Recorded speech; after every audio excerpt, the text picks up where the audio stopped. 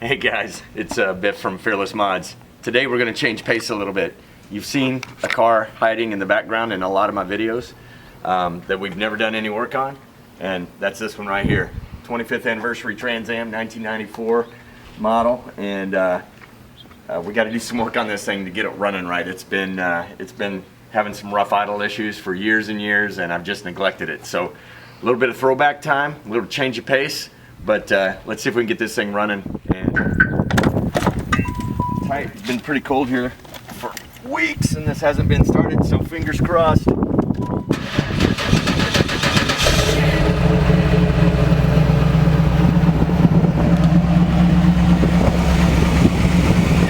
Let's let her warm up for a little bit, then we'll go for a spin. Merca. Oh, those are some rusty old brakes. They just haven't been run for a while. Angle. Oh, see, I can already feel the chunk, chunk, chunk. Anyway, this car is the first car that I ever bought. New, I should say. So, got this one after I had graduated college. And bought it brand new in 1994. 113,500 miles on it, and it's a 25th anniversary, like I said. And the interesting thing is that next year this 25th anniversary car will be 25 years old. So essentially, this thing is bone stock for the most part. I've never really done any mods to it except put some Hotchkiss springs in it to lower it about 1.25 inches or so, give it a little better squat on the tires, but I've never done much else to it. I've always wanted to keep it stock because it is a 25th anniversary. I want it to be able to hold that value as much as it can for being a daily. It's always been my daily. Over the years, there's a lot of things I've wanted to do to it, but again, I've resisted it's tough. I've resisted the temptation because I've always wanted to go in with like a Borla catback system from the get-go. They just sound so good. And I just haven't done it because it's a 25th anniversary. There's this low idle and low acceleration problem with it where it feels like it drops a cylinder. It's done it for years, and for years we've chased after it. About 2008, we had to do a whole lot of top-end work on it. It was having a lot of problems throwing the rockers off of the valve springs and stuff like that. So ended up having the entire head, redone by a speed shop. Shortly after that, probably, it's just always had this problem at low acceleration and low idle speeds where it's cutting out a cylinder. At least that's what it feels like. A couple of years ago, I was stationed overseas, so I left it with my dad in Colorado. I think he spent about $3,000 on the thing over the course of having it there, trying to make it more reliable so it wouldn't strand him. Again, some of the same problems. He replaced the fuel pump. Obviously, we've done the fuel filter in the past. I've done the distributor, that OptiSpark distributor, which is a total piece of crap on the front of the block. So I've replaced the plug wires within the last, I probably did that in 08, I guess, when I did that, so about 10 years ago. More recently, I replaced the plugs, and again, it just still has this problem. So I'm kind of tossing my hands up in the air and thinking that maybe at low flow, there's an injector that's just kind of spitting. I've had cans and cans of seafoam through this thing over the years. And maybe they've just gotten to the point where it doesn't do much good anymore. So I'm thinking that at low flow, I got an injector that's maybe spitting or not spraying, atomizing the way it should. And so I bought a whole set of injectors. The thing that I'll try to show you is that when you get under full acceleration and you're really demanding a lot out of that injector, it does actually overcome that shortcoming. It does spray it substantially, I guess, or to the point where I can get good power out of it. They're AC Delco, which is kind of like OEM for this car. Again, with it not being modded, I'm just trying to keep it all OEM and get it back up to good running shape. All right, let's get a little pull here. Ready? Yep.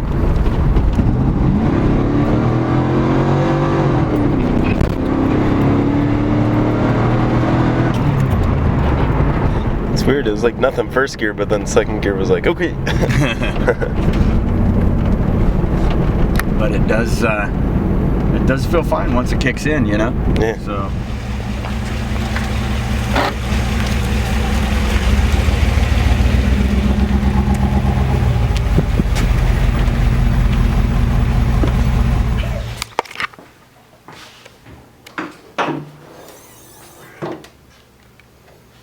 America. It's actually going to be a pretty easy job. Get in here and pull this fuel rail off. So like 4 bolts here. Hello. Pluck this off. You know, get this harness out of here. Pluck it off. The 8 connectors on top, and then the injectors will come out with the rail. Take it, replace the injectors, pop it back down in there. All new seals should be good. The only thing I can see is the injectors obviously kind of poke out side to side like this, just with a bit of an angle, and that could be a little bit fun, kind of nursing them all back down in there to get them evenly. First thing I'm going to do is just start getting this back harness off of here. I'll pry it off, kind of move it out of the way, and there's on the fuel rail here in the back, there's a little valve, almost like your AC valve, so I'm taking the cap off, get a rag in there, and press on the nipple to relieve any fuel pressure from that before I start pulling all this apart. While I'm back here, there's one, my hand's already there, there's a little vacuum line, so I'm just going to go ahead and pull that off. Alright, so I got the rag here, and I will just kind of keep it around here so I'm not getting fuel all over the hot engine, and just see if I can relieve some of the pressure off of this. Oh, hello. Did you see that? Yeah. So, maybe not on the hot engine, but maybe on my hot face.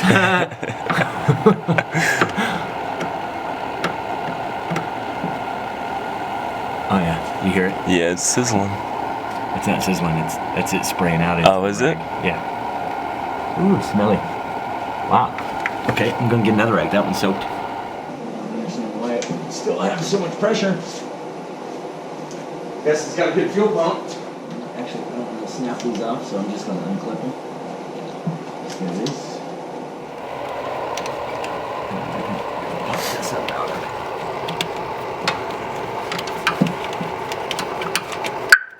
Oh, so that. Okay, so that. Get that out of the way, and I'm gonna go ahead and pull off these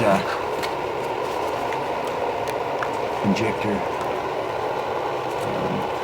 What you call it? Pull that off.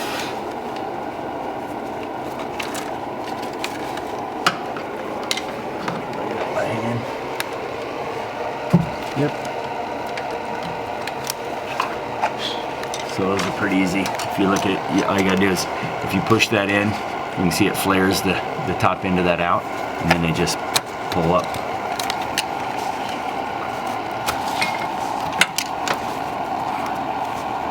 Ooh, there's some warmth on top of some of these parts here. There we go. So just gonna leave those off. A tool that I got eons ago was to be able to unhook the back end of where this fuel line, these 2 fuel lines come in to the fuel rail. To be able to unhook this right here requires a special tool. Probably the one that has the electrical tape on it, because maybe it didn't quite work. It'd be really weird, like maybe it was slightly too small and all the other ones were slightly too big. Push these down. Reveal that, and then you gotta be able to get these around it with the end facing up. So that should snap down on there. There we go. And you just pull it up in there. Let me get this, because there will be fuel coming out of that.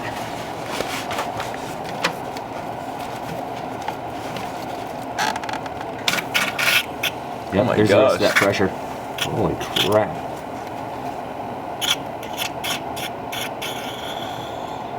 Wow. So yeah, there was still a lot of extra pressure there that needed to come off. Just toss that over there on that, would you? Open flame, lots of gasoline. Way to live life. Just what the fire marshal ordered. Yeah, so that was the one. I apparently have had this off one previous time for whatever reason. Oh, I know why. Because when we were doing the headwork, we had to pull all this off. Okay, so let's see if we can do the last one here and also not start a total fire. There we go. Pour it up in there.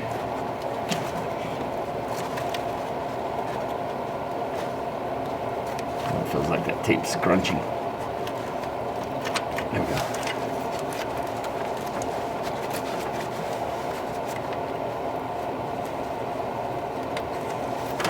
Nifty little tool.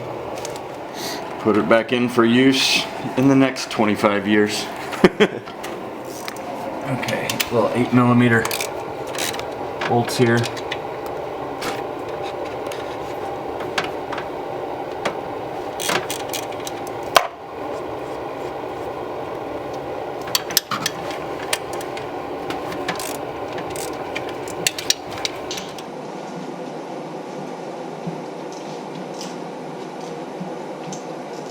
So the 4 bolts there out.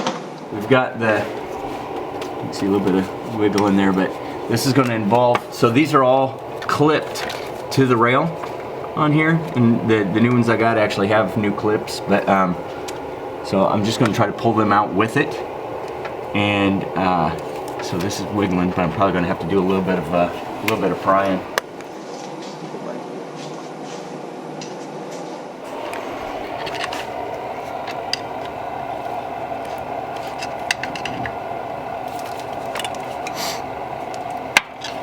There you go.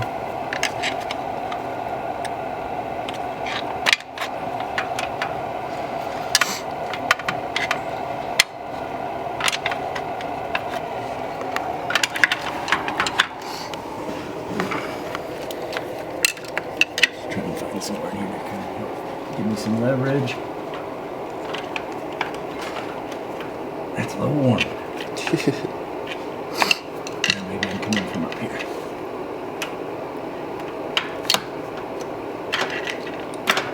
Go.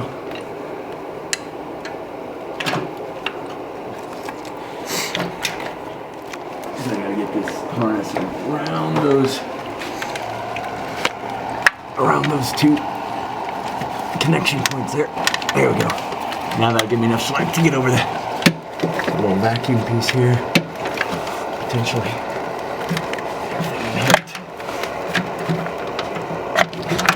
Oh, you can do it. It's warm. Yeah, pour some gas out on some hot components. That'll be cool. So I got one seal that stayed in there, so I have to make sure I get that. Oh wow, yeah, look, you can see the fine little spring holes. Nothing obvious clogs in any way, but who knows on a micro scale what we're talking about when you're talking about atomizing fuel. Need a smaller screwdriver here. I think I got it.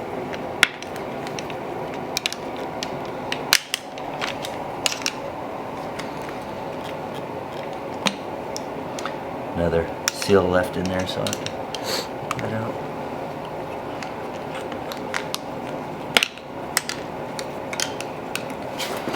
Hopefully it comes with all new seals. I bought a new set. It does come with them, but I bought a new set as well. I'm not sure why. When I got them on Rock Auto, it said, yeah, they're all plopping out. It said that, you know, parts sold separately type deal.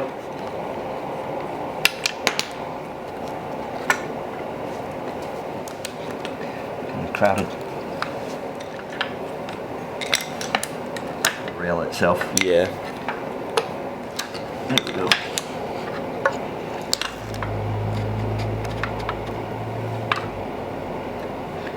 Just being careful that I'm not scraping the wall with my screwdriver while I do that.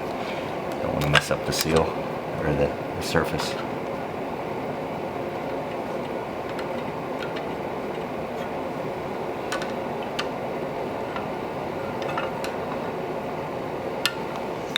Okay, so like I said, AC Delco OEM replacements. So these do have a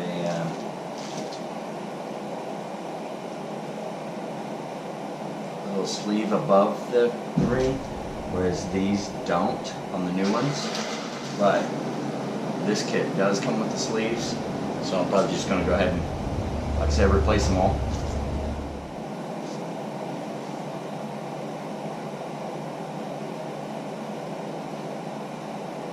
Not. So those don't fit. think I'm probably just going to go ahead and stick with the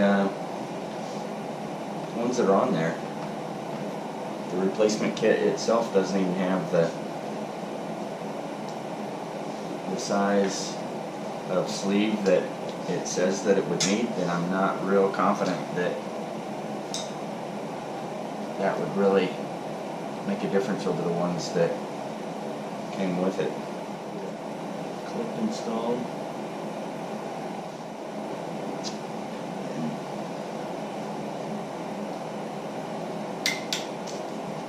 There you go. Makes it easy to seat it actually. Push till you hear the clicks.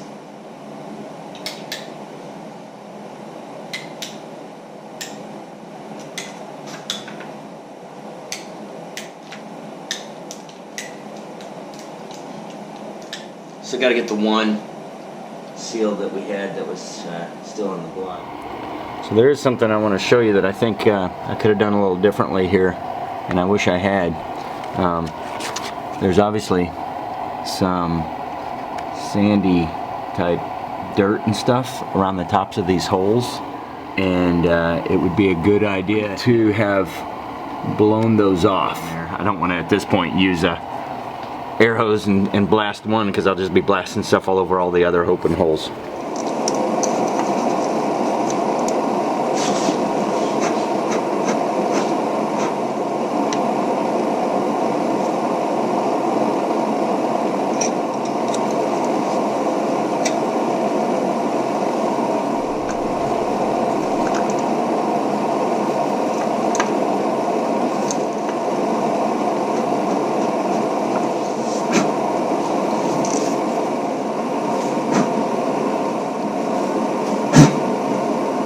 One of the things that was in the instructions for the new O-rings is it said to coat the rings in engine motor oil. So what I did off camera was I went ahead and pulled these all out again real quick and just coated them, and then stuck them back into the fuel rail.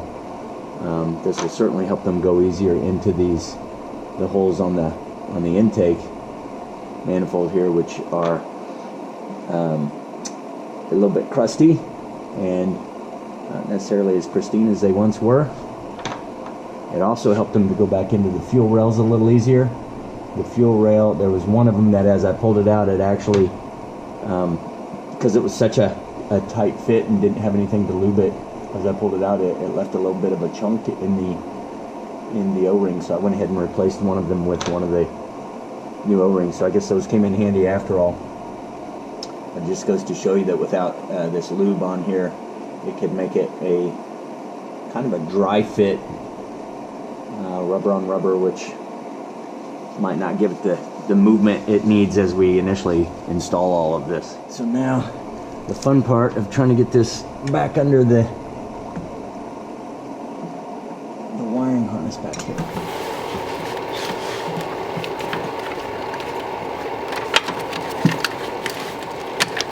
One and two. Okay. There we go. It's seated. Seated. The holes are lined up. Seated in with that motor oil and making a good seal. Nice free rotation. They're not bound up in any way. So you can see those appear to be seated down in there really well. Those two as well. And three, and then those as well. Okay, so time to start buttoning it all back up. First, there's this vacuum hose here. I'm going to go ahead and pop that back on back here. Go ahead and get these 4 bolts started, 8 millimeters. Those should all go in by hand. So they're all finger tight. Now just get them with my 1/4 inch ratchet and snug them up. They're going into aluminum, so you don't want to give them everything you've got. Just a good little snug. Now I can go ahead and get this wiring harness attached back on to its clips. Let's see if one of these will snap. That one did. don't you?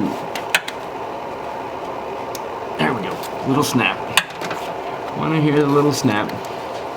Make sure these go on in the order they came off. If you have any questions when you're pulling them off of whether it's going to be apparent which way they go, please make sure to mark them. Years of being bent a certain way, the wires kind of give you a pretty good indication of where they should go. Alright, all these vacuum hoses are still in place.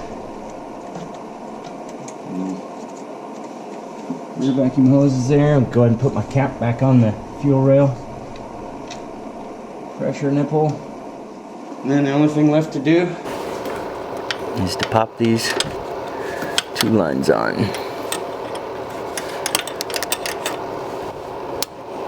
Easy snap.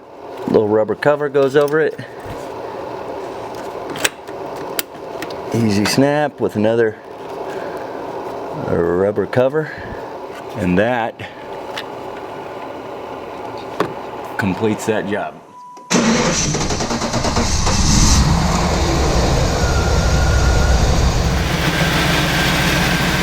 Alright, sounds like it's idling pretty good right there. Let's go out and give it a little test.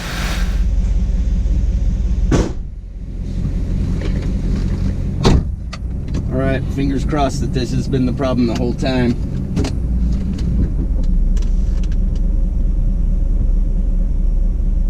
Ooh, already much better. I can already tell. I think we fixed it.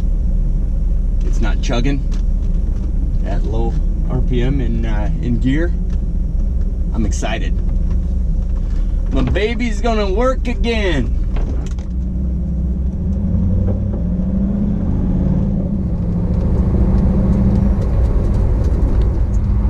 Still has just a little bit of the sound. Not as much of the feel, but just a little bit of the sound of that. Not a sputtering, but almost like just a slight miss. But it seems to be running great, so maybe it's all in here.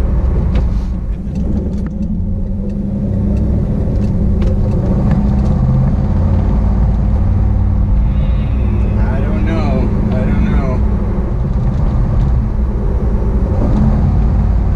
Yeah, you can hear it. I can hear it. It's still doing it.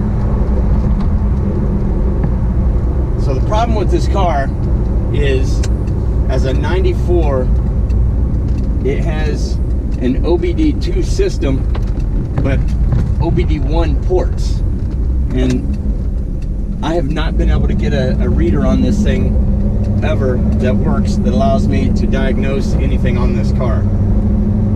With Pontiac out of business, you know, I'm sure there's plenty of places where I could hook it up, but no engine codes at this point in time.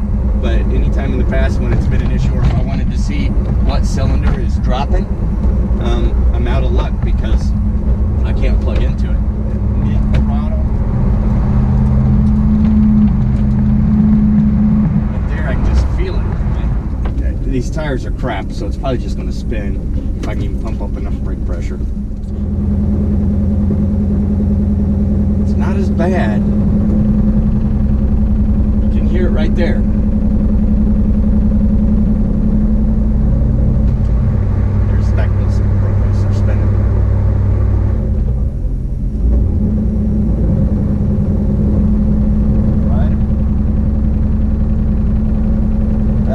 Just sounds and feels like there's a little bit of a drop, but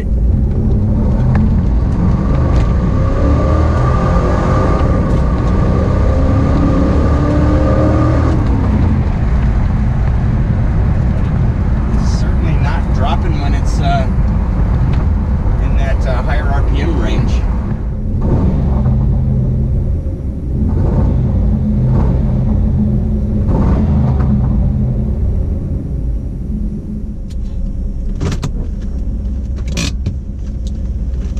Alright guys, well, that's going to wrap up this one.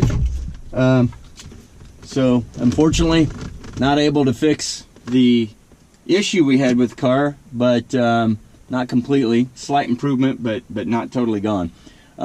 We did at least get a video out there and show you how easy it is to swap out the fuel injectors on the LT1 engine. I don't know. I'm still glad I did it. I think it's going to be it's an improvement overall, and with this many miles and a car that's that old, probably at this point it's almost akin to just certain things you need to do to a car to tune it up. Again, it's only been 10 years and barely about 12,000 miles on the car since we did all that work to it on the top end.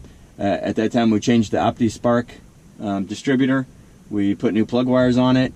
I just put new plugs in it just this past summer, which I haven't put any miles on it to speak of since then. So most of the ignition type things should be good. It is running a little bit better. It is my baby. I plan on keeping it for a long time to come. Glad we could finally put out a video for you with the 25th anniversary Trans Am. Hope you liked what you saw. Hey, please remember to like and subscribe. Look forward to getting back with you on some more episodes. Take care.